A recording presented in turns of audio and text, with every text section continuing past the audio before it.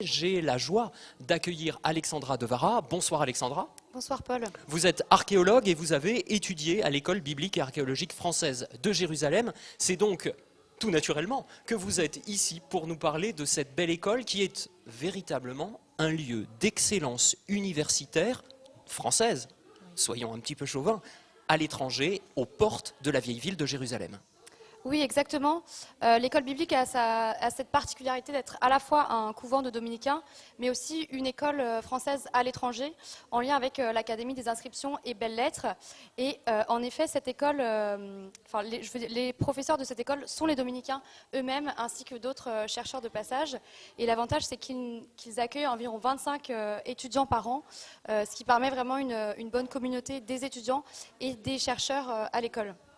Et justement, ces étudiants, on a besoin de vous, chers amis, pour réparer, rénover les chambres et les locaux de ces étudiants.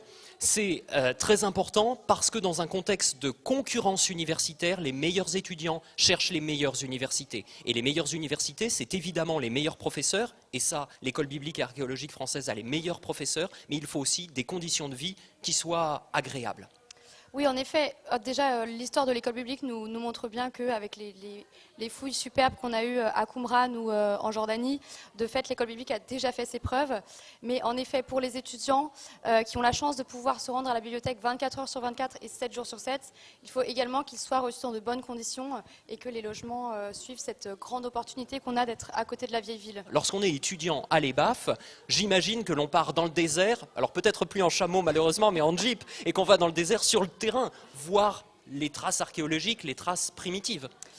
Oui, exactement. On a la chance, lorsqu'on est étudiant pendant un an, de faire 3 voyages d'études, dont l'un en Jordanie, donc 2 jours à Pétra, et puis on remonte jusqu'à Amman. Alors sur les vieilles photos de l'école biblique, en effet, les premiers étudiants allaient à dos de chameau et dos d'âne. Et aujourd'hui, en effet, on y va en jeep, mais toujours pour découvrir les mêmes inscriptions et les mêmes beaux vestiges archéologiques. Et pour que cette belle tradition d'études et d'excellence française à Jérusalem perdure, vous l'avez compris, un savoir n'est rien s'il n'est pas transmis. La transmission du savoir est au cœur de la profession d'universitaire. L'universitaire est au service de ses étudiants et l'universitaire pense donc aux conditions de vie de ses étudiants.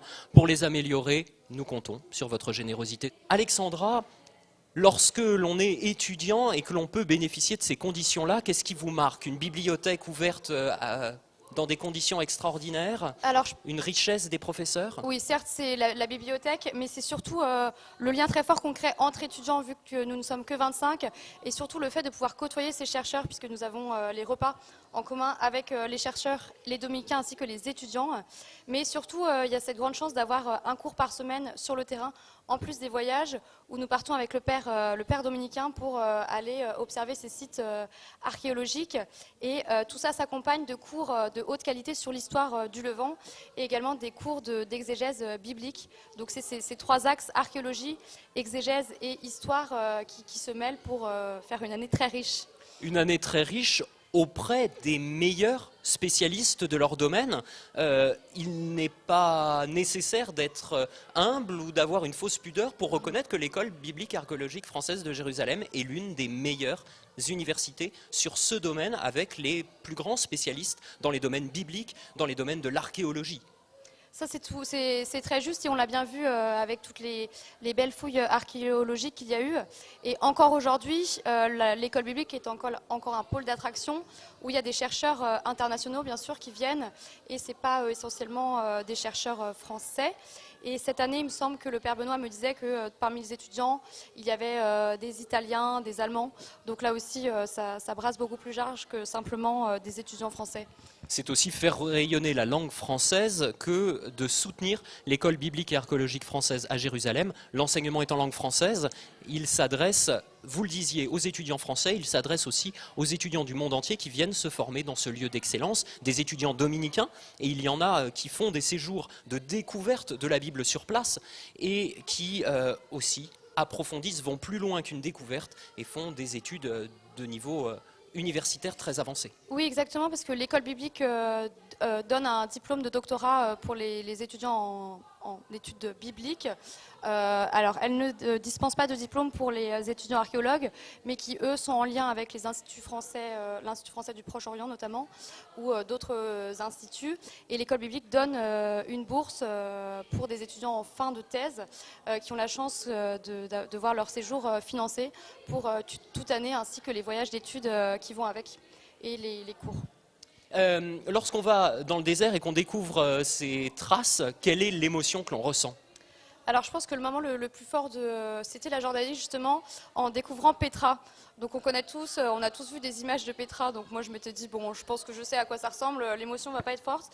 Et en fait, vous arrivez après un long couloir sur des mètres et qui est tortueux, donc on ne voit jamais l'arrivée, à moins d'être à quelques mètres simplement de cette façade absolument superbe.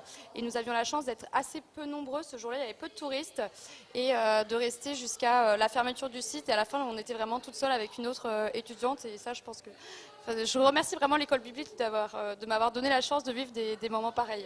C'est la chance de ces structures, de ces très grands spécialistes qui offrent cet environnement de qualité et cet enseignement sur le terrain que de permettre à des étudiants de découvrir dans des conditions ultra privilégiées les sites qui forment l'histoire de la Terre Sainte. Cette école biblique et archéologique française de Jérusalem, vous l'avez compris, elle a besoin de votre générosité, elle a besoin de votre soutien pour permettre à des étudiants de vivre dans des conditions plus agréables. Le frère Benoît le disait tout à l'heure, en hiver à Jérusalem il fait froid et donc dans les chambres il fait froid. En été il fait très chaud et dans les chambres il fait très chaud. Ce ne sont pas les conditions idéales pour étudier. On peut tout à fait imaginer de meilleures conditions grâce à votre générosité. Alexandra, il me reste à vous remercier. Chers amis, je rends l'antenne à Delphine en salle pour le deuxième projet et vous remercie d'ores et déjà de cette belle générosité qui nous a permis de dépasser les 30 000 €. Merci à vous. Merci beaucoup.